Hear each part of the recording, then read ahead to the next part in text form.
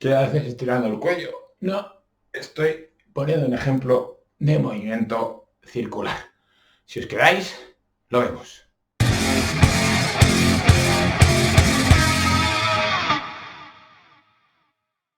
Hola chicos, hola chicas, ¿qué tal? Bienvenidos a clase. Vamos a ver el movimiento circular. Sé que lo vimos el otro día en clase, pero quiero dejarlo aquí grabado para que quede un poquito más claro, porque no os dio tiempo a hacer ningún ejercicio, ni a resolver dudas, ni nada. ¿Vale? Entonces, vamos a estudiar el movimiento circular. Un movimiento circular es aquel que lleva una trayectoria circular, evidentemente.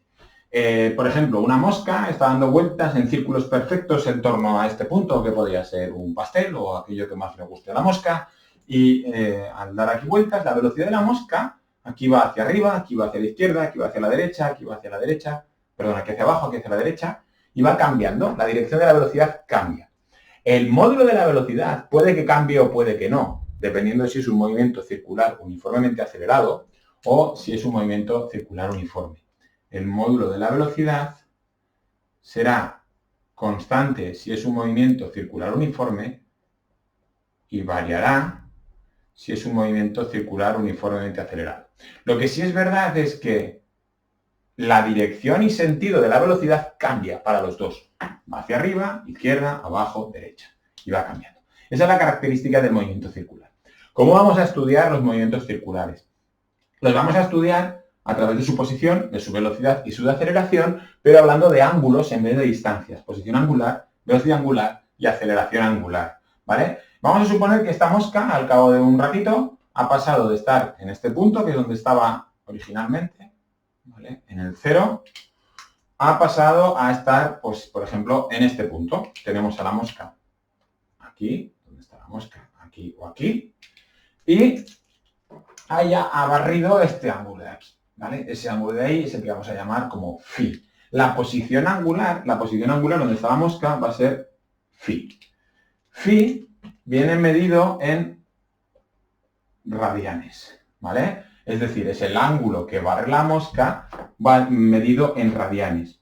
Y por definición, phi es S partido por R, ¿vale? La definición de radian. Siendo S la longitud del arco, esta longitud, esto sería S, ¿vale? La longitud que barre la mosca en ese arco.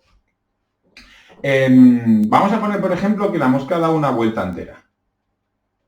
¿Vale? Si la mosca da una vuelta entera, sabemos que al dar una vuelta entera, esto es 0, esto es pi medios, esto es pi, esto es 3 pi medios y esto volvería a ser 2 pi. Si la mosca da una vuelta entera, pasa de 0 a 2 pi. Pues vamos a ver. Si da una vuelta entera, el ángulo barrido es la longitud que recorre la mosca, es decir, la longitud de una circunferencia, 2 pi por r partido por r y r se va, phi es 2 pi radianes. Efectivamente, cuando da una vuelta entera, recorre un ángulo de 2 pi radianes. Así es como vamos a marcar la posición. La vamos a marcar con el ángulo medido en radianes desde el origen. La velocidad angular la vamos a determinar como omega. Y la vamos a medir en radianes partido por segundo. ¿Vale? Si os acordáis, la definición de velocidad era el límite cuando el incremento del tiempo tiende a 0 de la variación del espacio con respecto a la variación de tiempo. Si aplicamos la misma definición, pero para angular, nos quedaría que omega es en el límite cuando delta t tiende a 0 de la variación de omega con respecto a t. Es decir, la variación de phi con respecto a t. Es decir, la derivada de phi con respecto a t. Esa va a ser la definición de la velocidad angular.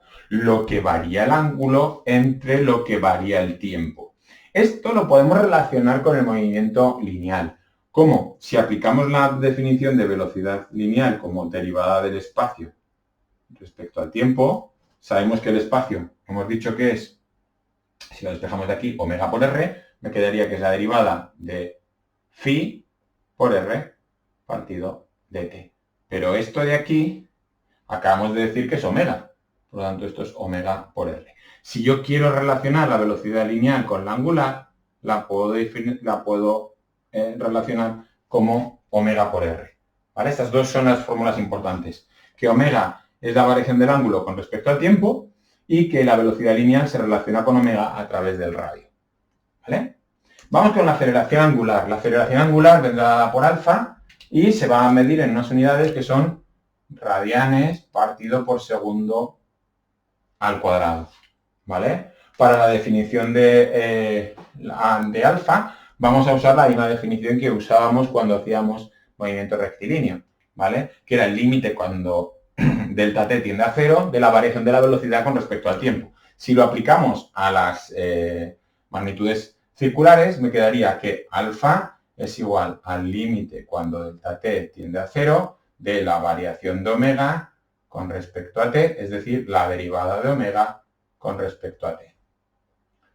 Esta es una de las dos.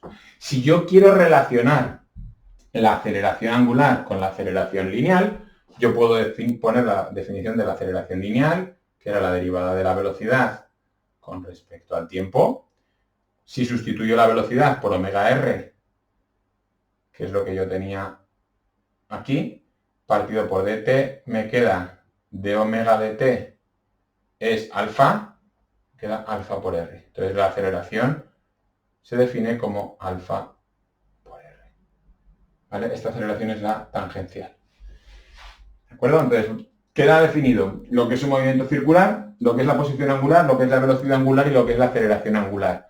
Voy a borrar la pizarra y voy a explicar la diferencia entre aceleración normal, aceleración tangencial y cómo calcular cada una de las dos. ¿De acuerdo?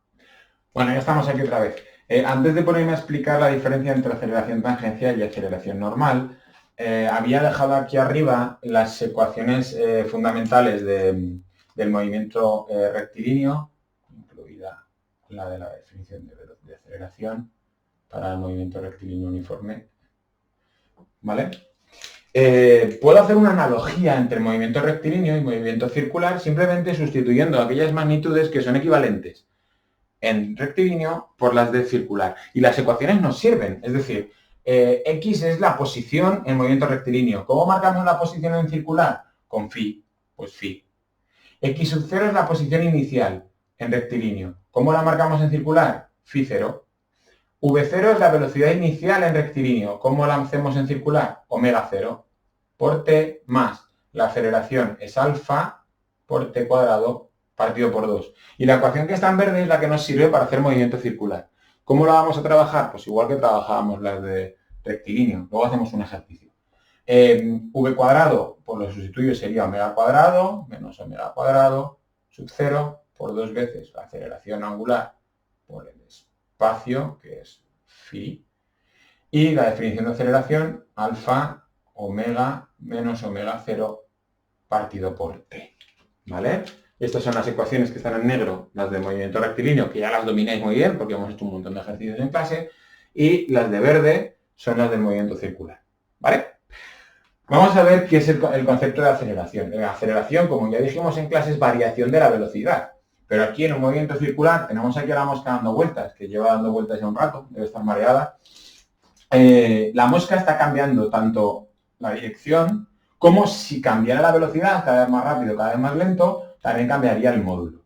Entonces, aceleración, variación de velocidad. Si lo que cambia es el módulo, es decir, si acelera o frena, va más rápido o va más lento, la aceleración la hemos calculado antes, hemos deducido antes la fórmula y viene dada como alfa por r. Pero si lo que está cambiando es la dirección, es decir, aunque la mosca vaya todo el rato al mismo ritmo, sí que está cambiando la dirección. ¿Cómo calculamos la aceleración angular? La aceleración normal, perdón. La aceleración normal viene dada como velocidad al cuadrado partido por el radio. ¿Vale? Entonces, esta aceleración es la que implica que vaya más rápido o más lento y esta es la que implica que vaya cambiando de dirección cada vez. Por último, y para cerrar ya la teoría del movimiento circular, vamos a hablar de lo que es la frecuencia y lo que es el periodo, que ya lo comentamos en clase y yo creo que eso quedó más o menos claro, pero por si acaso lo vuelvo a poner aquí. La frecuencia es el número de vueltas que daría la mosca en un segundo.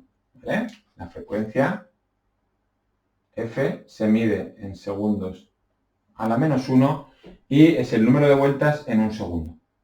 ¿Vale?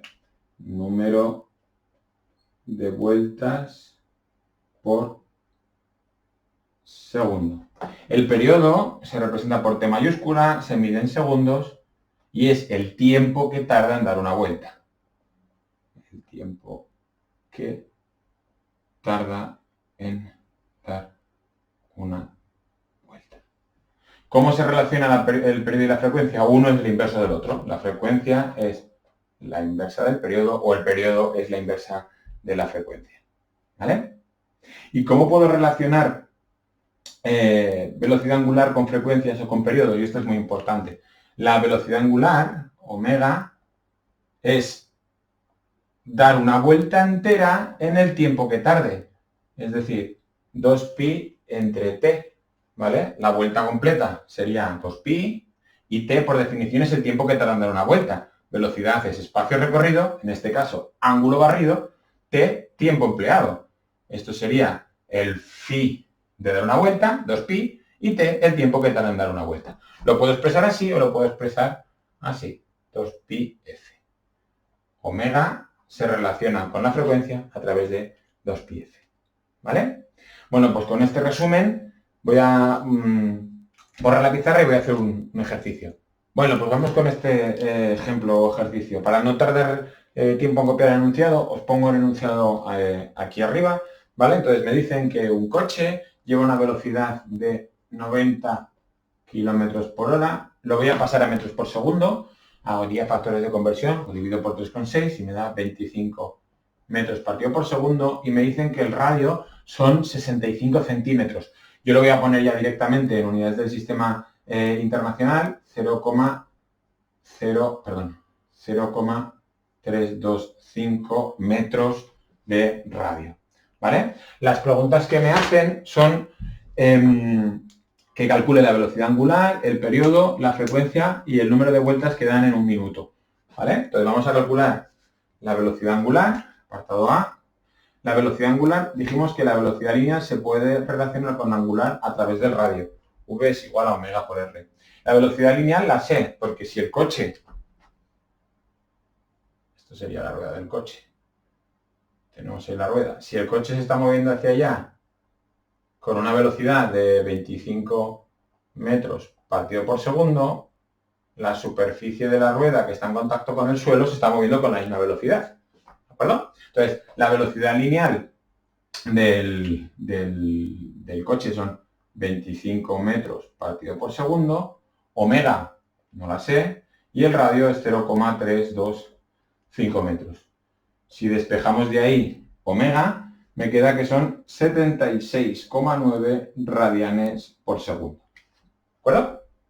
Perfecto. Lo siguiente que me preguntaban es el periodo. El periodo es el tiempo que tarda en dar una vuelta. Entonces sabemos que omega es 2pi partido por t, y ahí puedo despejar que t es igual a 2pi partido por omega.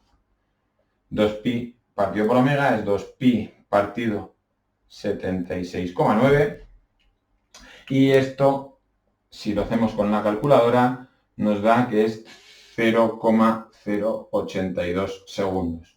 Ese es el tiempo que tarda, perdón, es el segundos. Ese es el tiempo que tarda en dar una vuelta completa. Si yo quisiera calcular la frecuencia, sabemos que es la inversa del periodo, 1 partido 0,082 será la frecuencia y me sale 12,24 segundos a la menos 1. Ya tengo la velocidad angular, tengo el periodo y tengo la frecuencia. Lo último que me preguntan es el número de vueltas que ha dado en un minuto.